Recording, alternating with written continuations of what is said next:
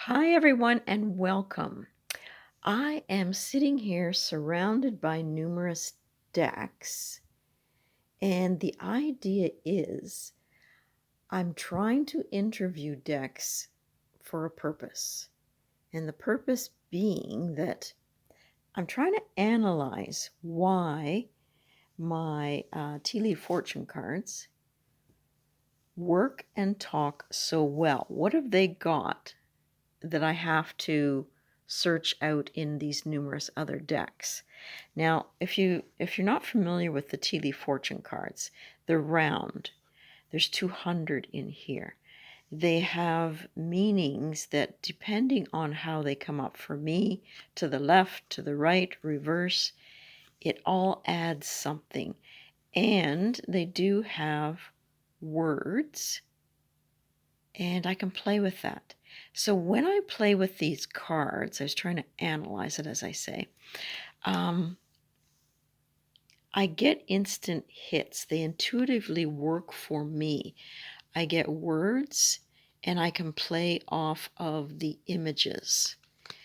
And that makes a heck of a good reading for me, and sometimes a quite an accurate reading.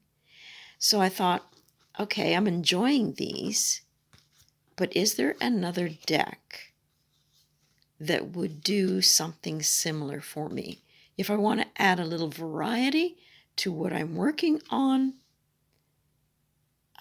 get this in focus. I need to resolve the problem, basically, because being a creative person, I like variety. And so that set me off on actually interviewing a bunch of decks that I pulled off the shelf and asking them, would you like to work with me in a freer manner? If you are a tarot deck, can you break from that system? And can you get a fluid conversation going with me? Now, some were quite interesting. I have all my decks, well, not all of them, but there are shelves up to the ceiling filled with decks and books. And so I scanned my shelves in order to find all these decks that are down below here. And the idea being, what ones want to work with me? And so this one in particular was quite interesting in that I got a strong feeling of no. And I actually thought it would work. This is the Love Pack. It's basically an oracle for exploring relationships. These are the backs. But when I asked it if it could go freeform, if it could break its usual analytic way and give me intuitive information quickly, things that I could form sentences with quickly and still get accurate readings, would it like to work with me? And what I got was so interesting. Well, the first card was fear. And I got the feeling that I'm afraid. I got a problem with that. I almost feel like that I'm stepping beyond my comfort zone and not being true to myself. And also that I'm fooling myself in thinking that this deck wants to work with me. And the deck was talking to me, as I say, and it was saying basically, no, you might as well put me on the tracks and kill me now, because this is not going to work for me. And the last card was withdrawal. So count me out. I'm like, okay. I had to narrow it down anyway, and thank you for your information. And then I moved on to, it was this one here. And I'd love to work with this one more in a different manner. I'm sitting on the floor here, people, sorry. And this is the Victorian Romantic Tarot. And I've actually interviewed some of these decks twice, and this one in particular. And I got right off the bat that it felt that it was better than what I wanted it to do.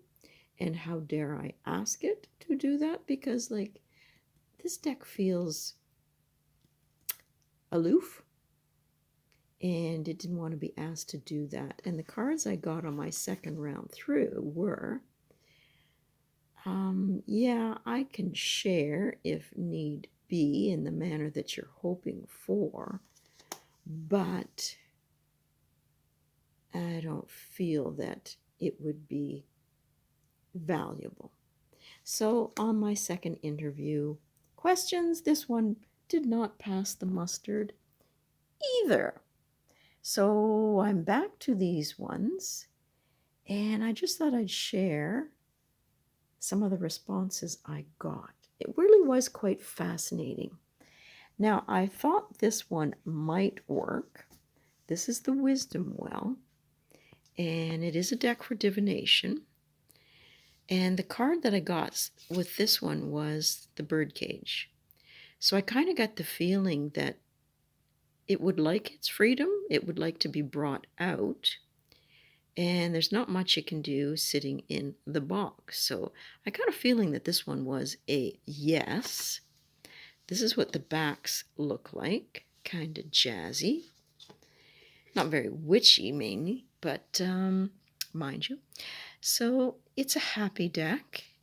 I got a feeling that it has lots to share, maybe some wisdom from older times, and I'm going to give it a chance. So I'm not going to do a third interview, but I am going to work with this one and see how good it is for intuitive reading, and just see if it can keep a sentence going.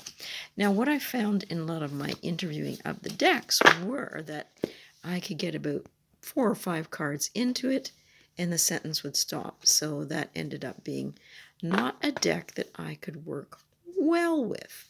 So this is a possibility. Put that one to the side because it wants to come out of its box. It wants to sing. It wants to be chatty. So that one is a possibility. This one, the Lover's Path set, I've cut these ones down and I asked if it wanted to talk in a more fluid manner, not think of the story tales that go with the cards, but, open up. And it suggested it might be a bit of a struggle for it to do so. But, give us a try. You got Cupid there. It could be something that is quite lovely, and it might tap into my psyche. So that was a number 2 deck that I could possibly use with the other one. Sorry, I'm balancing a whole bunch of cards here. This one was quite intriguing, and this is from a vibrational energy deck. So I asked it if it wanted to join in and maybe give me some more fluid type readings. And I got Pleasure Dome. It could work, the two of us together. It could be playful. And then I got the Snowflake, that on the surface, it might be similar to other decks, but yet when you look a little bit closer, it's going to give me some different information, maybe like a snowflake. They look the same when they're falling, and when they're under a microscope, they're totally different. And that it was quite happy to take on the challenge. It might even sing. So that was nice. I've got 3 that I can try. This one, the Nicoletta Tarot. I got the Rocking Horse there, and that is for me, the Knight of Cups. And so I got the feeling that, I'm up for a bit of an adventure. And this one's, you know, it's an ace of coins. There's an opportunity for us to work together and explore the world of connections that can possibly happen. So that was another one. So hang tight. Now I do have these two pocket oracles. I had a third one joined to it, but I'm trying to learn the runes a bit more because the storyline wouldn't unfold fast enough because I didn't have all the knowledge I needed. So I'm about to ask this one if it is willing to do a fluid sort of style, that carefree type of reading that can help me connect to people. Interesting, this one's coming up this way, indicating that, you know, the time is right. This may be a deck that wants to work in that manner. Allow divine timing. Good. And might have a great relationship. I'm liking that one. So there is two decks combined that I can place in the possibility pile. Now I did the same with Alice in Wonderland because I love Alice so much. And I started to notice a trend in some of the decks that were wanting to partake of this challenge, in that I kept getting the King of Hearts. And to me, that is like the counselor card. So I got a feeling like, yes, would be willing to help you and get that fluid conversation going and dealing with others and working on the channel, connecting with subscribers. It's got a little bit of a gloss to it. There might be a trial period that we have to go through, and it might be a little bit crazy, but give it a whirl. So that was an okay. I asked the Moonology deck if it wanted to do this type of, you know, because this one, you can follow the sequences and the cycles of the moon, but I just want it to speak. And what I got was, step out of your comfort zone. Well, you know, it is a bit of a challenge learning about all the cycles and the astrological symbols and the nodes and everything. And this is the North Node. So step out of my comfort zone,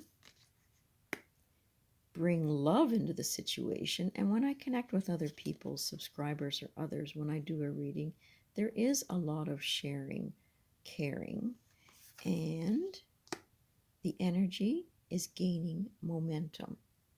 So that's another good one there. Now, when I asked the Deviant Moon, it gave me the King of Cups as well, which is great for counseling and talking to other people. And I don't claim to be a counselor, but this is the card of such. He's a really good guy to approach when you have a problem. He's a really good listener. So I would have to learn how to listen really well. And the Page of Cups, deliver the messages. And the Seven of Cups, be open to lots of possibilities and get ready to harvest the messages. Superb! So that's another good one. And this one I'm not so sure about. This is the Santa Muerte Tarot. But, you know, it did come up with the World card, and that would be me trying to connect with other people through my channel. The Ace of Cups, there's lots to share, relationships to make, celebrations, and to, you know, try that adventure. Go for it.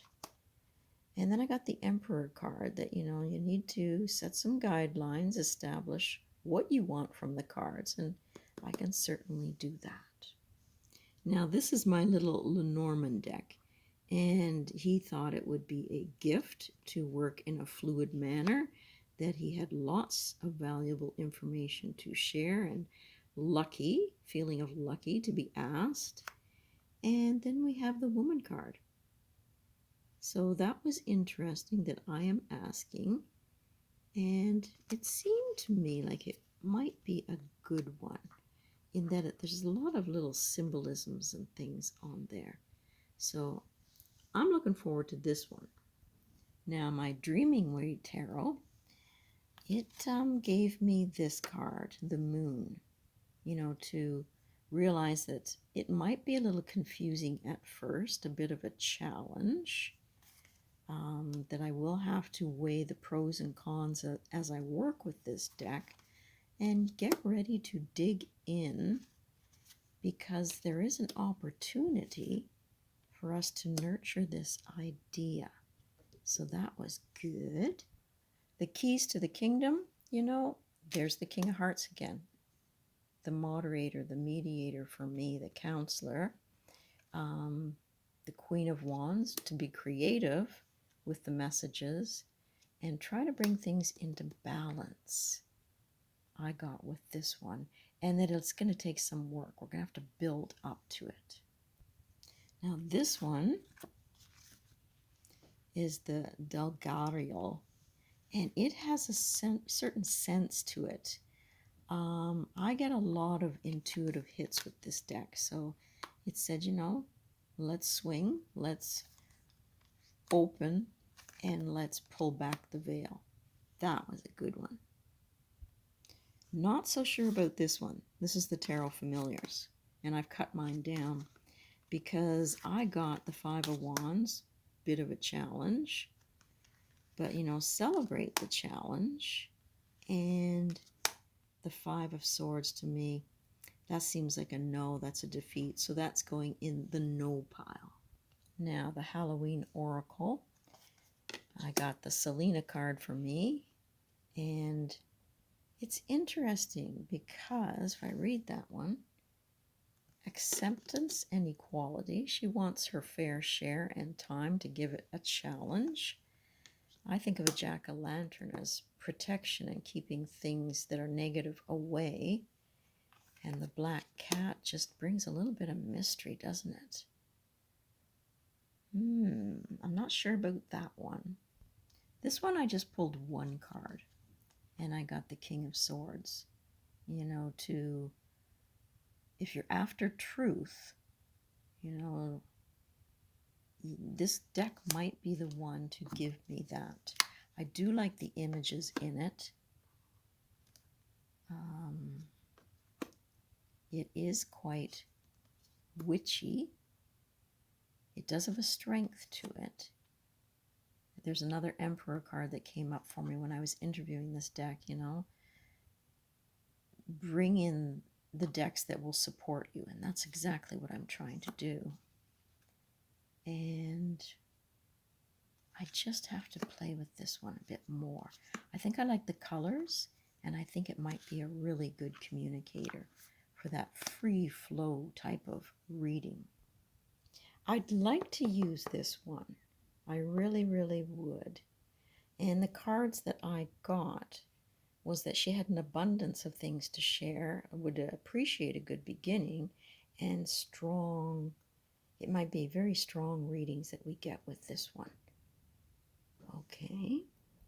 Now my husband, when I asked him, because I said, my dilemma is I really like those teacup cards.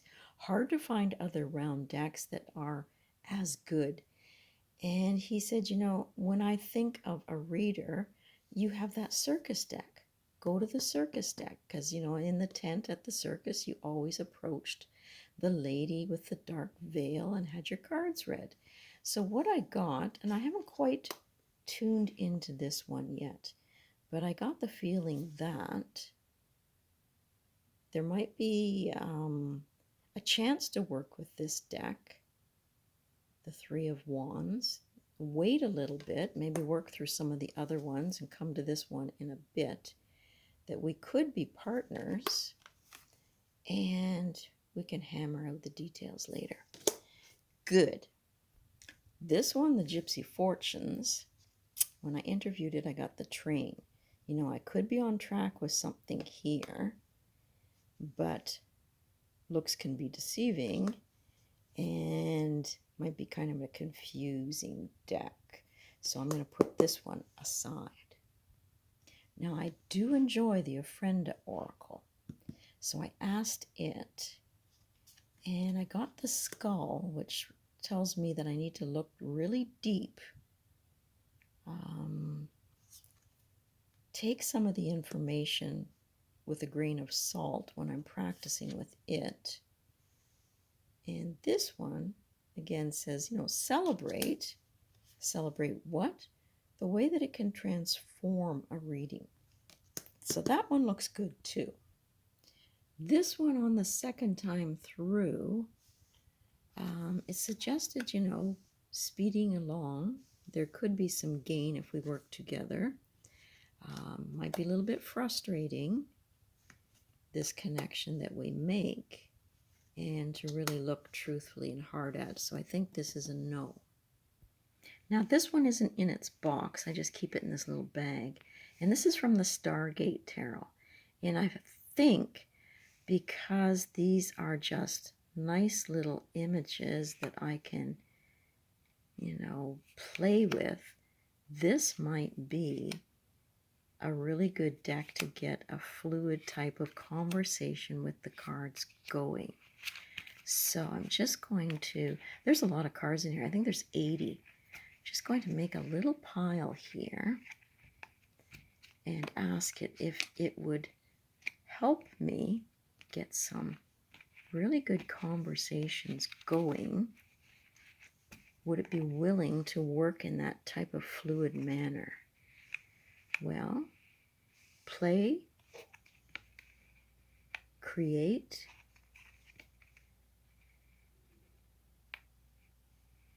and get to the heart of the matter, I guess. Otherwise, you're going to end up with mud. So I need to play with this deck. Let it speak, and let it speak its truth. Okay? I wasn't keen around the backs because that's a whole new system. And what I'm doing is asking decks not to have to necessarily follow a system, but give me a fluid type reading. Now this is the Victorian Flower Oracle, and this is a mass-produced one. And I kind of like the words on the bottom. If I can get it into focus for you, I hope. So it does have images, it does have words, similar to the teacup cards. It gives me 3 words at least, I think, on each card. So if I was going to ask this deck, I think this is the way it came out, that it does have messages to share. And I like the word affection there. And it could be quite sensitive to, I guess, working with other people, especially at a distance. It might bring that sense of awareness to my readings and tuning into them and their ancestors and everything at a distance. And it could be quite fortunate. So I'm liking that. Now, what have I actually got? Quite a few decks yet. So I've gone through, as I say, my bookshelf. I'm compiling the ones here that I think might work for me. Where's there a card there? Oh, that's a symbol. It's got all kinds of symbols in it as well. Fool. Yeah, I feel like a bit of a fool here with all these decks. But this is what I'm down to as far as possibilities for creating a fluid reading with a deck that might just talk as well as the tea leaf fortune cards do. So I'll get back to you because there's a lot of decks here for me to, go through again, do some more interviewing, and see if I can narrow it down. I think I'm really liking the look of the Alice, the Lenormand, and this combination deck here. So I haven't, figured it all out yet, but the hunt is on because there's something about those tea leaf cards and the way that they read that I want to reproduce a connection of the same with a couple of these decks. So thanks for watching, stopping by, and it does give you an awful lot of decks to, peruse. So I hope you enjoyed it.